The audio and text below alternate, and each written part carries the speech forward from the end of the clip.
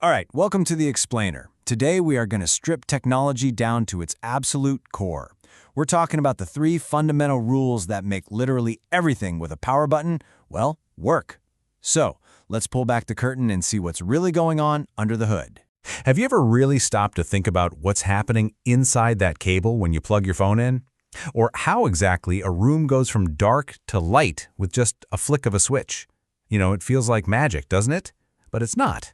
It's physics, and it all follows a few really simple, elegant rules. And the secret to all of it? Well, it all comes down to the electric circuit. The best way to think about it is like a closed-loop highway where electricity can travel. And to understand that highway, we just need to meet the three main characters who control all the traffic. Okay, first up we have voltage. If you think of electricity as the cars on our highway, voltage is the force that gets all that traffic moving in the first place. It's the push, the pressure. It's what starts everything. Now, I know the technical definition here sounds a little heavy, right?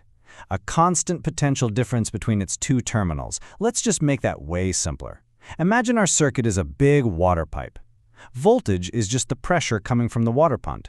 More pressure means a stronger push. See? It's really that simple. So the most important thing to get here is that voltage is what supplies the energy.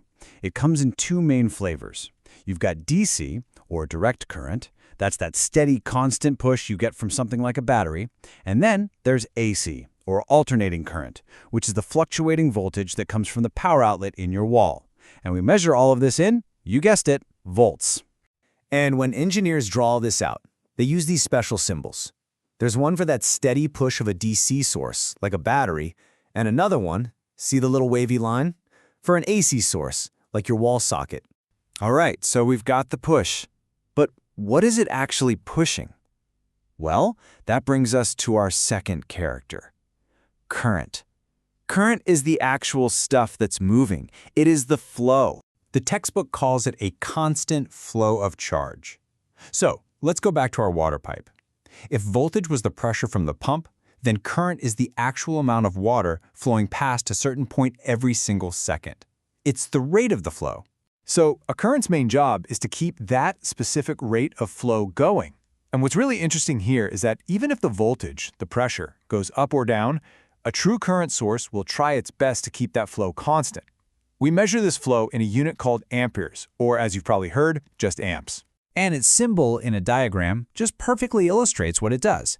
It's a circle with an arrow right inside, literally showing you the direction of the flow. Pretty clever, right?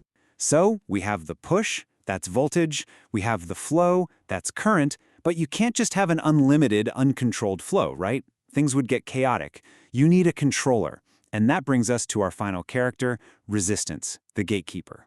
A resistor is designed to do exactly what its name says. It resists. It pushes back and opposes the flow of current. In our water pipe analogy, a resistor is like a narrow, pinched section of the pipe. It just makes it harder for the water to get through, which slows down the flow. Resistors are absolutely essential for controlling how much current goes where. And as they do this hard work of resisting, they actually convert some of that electrical energy into heat. That's why your phone charger gets a little warm when you use it. And it's the entire principle behind an electric stovetop or a toaster. You just get a resistor so hot that it glows. We measure this opposition in a unit called the ohm, which is represented by the Greek letter omega. And its symbol is this classic zigzag line, which kind of looks like a difficult path, doesn't it? So there you have it. We have our complete cast of characters, the push, the flow, and the gatekeeper. Okay, so we've met our three main players. We have the push, the flow, and the gatekeeper. The big question is, how do they all interact? I mean, how does one affect the others? This is where the magic really happens. It all comes down to this one, single, beautiful, powerful formula. V equals I times R. Voltage equals current times resistance. This is Ohm's law, and it is without a doubt the single most important rule in basic electronics. It tells us that these three things are perfectly interconnected. If you change one, the others have to adjust to match. So this table really puts it all together for you. You've got the push from the voltage source, the flow from the current source, and the control from the resistor. And the key, the absolute key, is that they're all linked together through Ohm's law. So now that we've got the theory down, let's see how it works in practice with a super simple example. Theory is great and all, but let's make this real.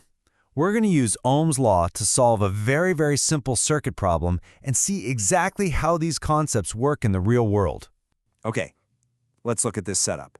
We have a 12-volt source, that's our push, and we have a 4-ohm resistor, that's our gatekeeper.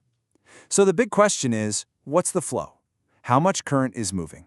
Well, to find out, we just rearrange Ohm's law a little bit to solve for I, which gives us current equals voltage divided by resistance. Now we just plug in our numbers, 12 volts divided by 4 ohms. And the answer is 3 amps. That is it.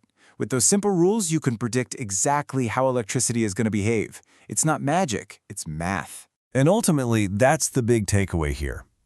Think about these three elements, voltage, current, and resistance, as the fundamental alphabet. Once you really understand the relationship between them, you're not just a user of technology anymore.